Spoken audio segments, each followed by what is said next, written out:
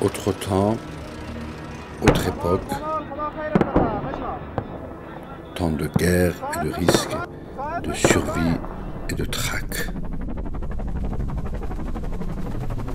Les Russes avaient envahi le pays, c'était la guerre en Afghanistan.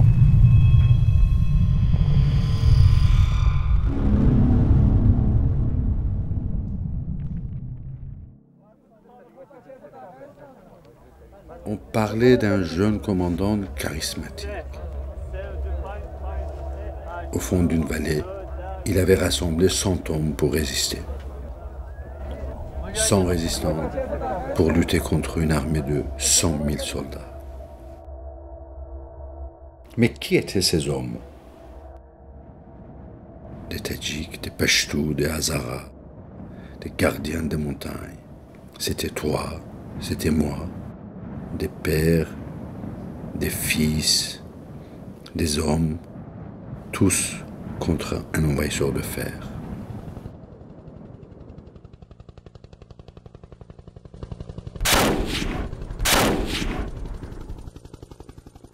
À chaque résistant, son histoire. Les enfants du village de Botkat sont orphelins du savoir. J'étais leur instituteur. J'ai quitté mes élèves pour venger mon ami. Un mort de plus dans cette sale guerre. Je me recueille, je prie.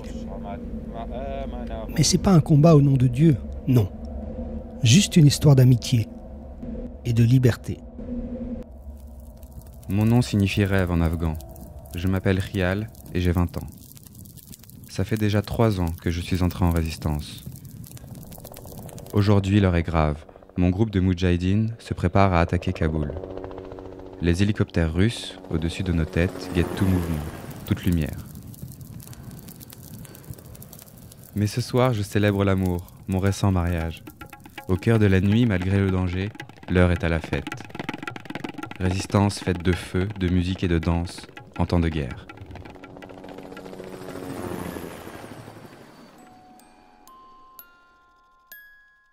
Mon histoire avec Massoud s'est scellée en une partie. Une première partie d'échec pour une amitié de 17 ans. En chemin, j'ai découvert le penseur, le lecteur de poésie, le poète. Au milieu de tous les combats, il savait se retirer des bruits de la guerre, d'un refuge à l'autre, d'un village à l'autre, toujours avec humanité et simplicité. Mais les hélicoptères tournaient, les hommes mouraient et les bombes tombaient sur la vallée. Ce jour-là, pour leur échapper, nous nous sommes réfugiés dans une grotte. Un temps suspendu, un moment d'échange. J'interrogeais mon ami. Massoud, comment vois-tu l'avenir de ton pays? Visionnaire, il sentait déjà le départ de la puissance armée russe, première fissure dans le mur de Berlin et le bloc soviétique. La prise de Kaboul. Et le temps venu pour les résistants de déposer leurs armes, de prendre la plume, de reconstruire leur pays par la démocratie, avec le peuple. L'histoire lui donnera raison. Enfin, presque. Massoud n'aime pas le pouvoir du politicien. Les chefs tribaux, eux, si. Massoud retourne dans sa vallée, presque seul. En lui, le souvenir des amis morts, des traîtres, des lâches. Le pays déchiré est une proie facile pour les talibans. Tant de terreur et d'obscurantisme. Et la lutte continue. Massoud y croit encore, de rares hommes avec lui. Alors, dans leur bastion naturel, ils font ce qu'ils n'ont jamais cessé de faire. Ils établissent des stratégies pour mener le combat, aider les populations déplacées. Et ils prient.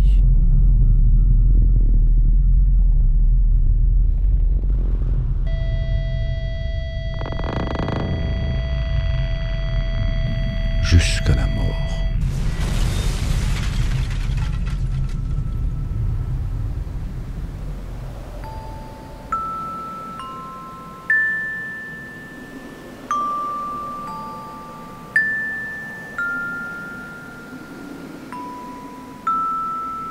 toutes les ténèbres du monde ne peuvent éteindre la lueur d'une seule petite bougie. Après l'assassinat de Massoud, j'ai rencontré son fils.